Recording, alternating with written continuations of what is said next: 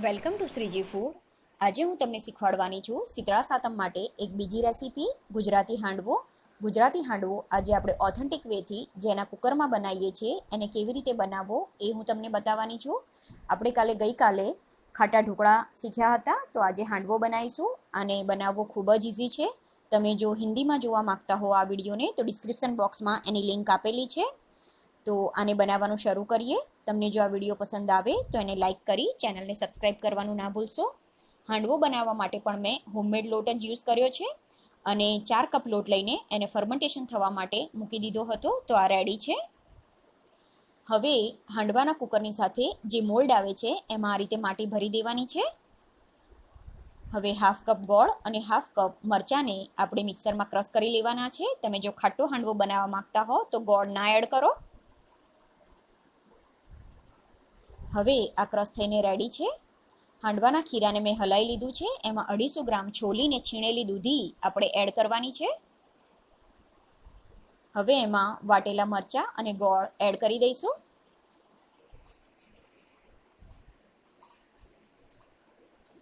એને મિક્સ કરી લઈએ.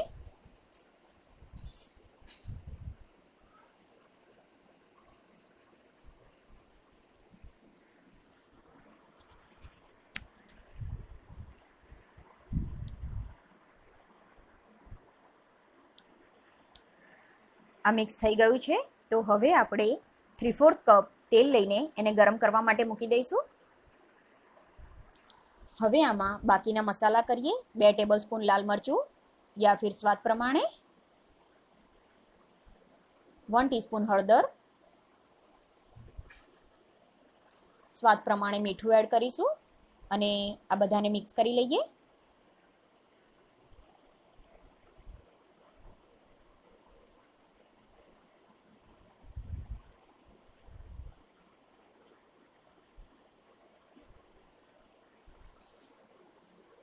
આ મિક્સ થઈ ગયું છે. આપણે આવું મીડિયમ થીક એનું ખીરું રાખવાનું છે.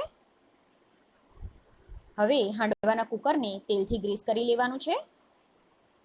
તેલ ગરમ થાય એટલે ગેસની ફ્લેમ સ્લો કરીને એમાં 2 ટેબલસ્પૂન રાઈ એડ કરી દઈશું.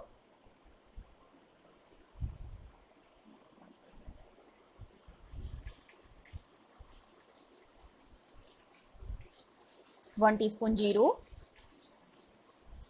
2 સૂકા લાલ મરચાં. ગેસ બંધ કરીને થોડા તલ એડ કરી દઈશું અને માટીને પણ ગરમ થવા માટે મૂકી દઈશું. હવે આમાં 3/4 ટીસ્પૂન સોડા એડ કરીશું અને અડધો વઘાર આની ઉપર એડ કરવાનો છે. હવે એને સારી રીતે મિક્સ કરી લઈએ.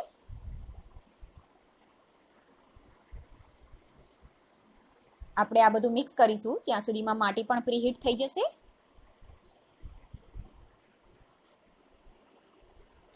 હવે આ ખીરું રેડી છે. તો જે આપણે હાંડવાનું કુકર ગ્રીસ કરીને રાખ્યું છે એમાં એડ કરી દેવાનું છે.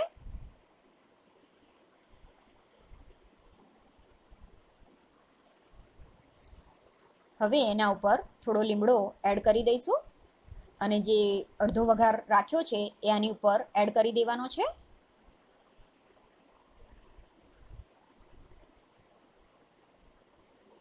એને ચમચીથી સરખો કરી લઈએ. હવે આના ઉપર થોડું લાલ મરચું સ્પ્રિંકલ કરીશું, ઓપ્શનલ છે.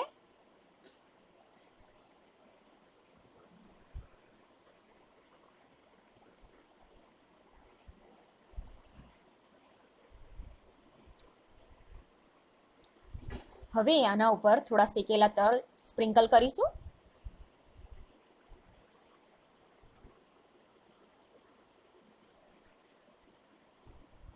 હવે આનું ઢાંકણું બંધ કરીને આપણે જે માટી ગરમ થવા માટે મૂકી છે એની ઉપર આ મૂકી દઈશું અને એને અડધો કલાક માટે ચડવા દઈશું.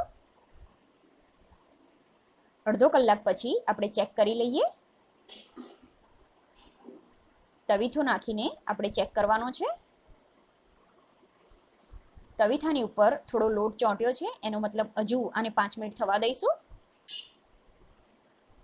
5 મિનિટ પછી ફરી ચેક કરીએ.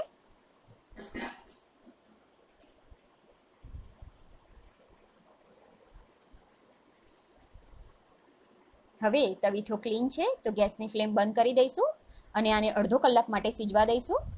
અડધો કલાક પછી આપણો હાંડવો સીજીને રેડી છે. તો હવે આપણે એને એક પ્લેટમાં નીકાળી લઈશું. હાંડવાને શરૂઆતમાં 15 મિનિટ આપણે મીડિયમ ગેસ ઉપર થવા દેવાનો છે અને 15 મિનિટ પછી આપણે એને સ્લો ટુ મીડિયમ ઉપર રાખીને બાકીની 15થી 20 મિનિટ એને થવા દેવાનો છે. અને મેં જે રીતે બતાવ્યું કે તવીથો ક્લીન નીકળે એટલે સમજવું કે આપણો હાંડવો રેડી છે. અત્યારે મેં એને સિંગતેલ સાથે સર્વ કર્યો છે. હાંડવો સિંગતેલ સાથે યા તમે ચા કે કોફી સાથે એને સર્વ કરી શકો છો. આઈ હોપ તમને મારો આ વિડીયો પસંદ આવ્યો હશે. આવા જ બીજા વિડીયો શીખવા ચેનલને સબસ્ક્રાઈબ કરવાનું ના ભૂલશો.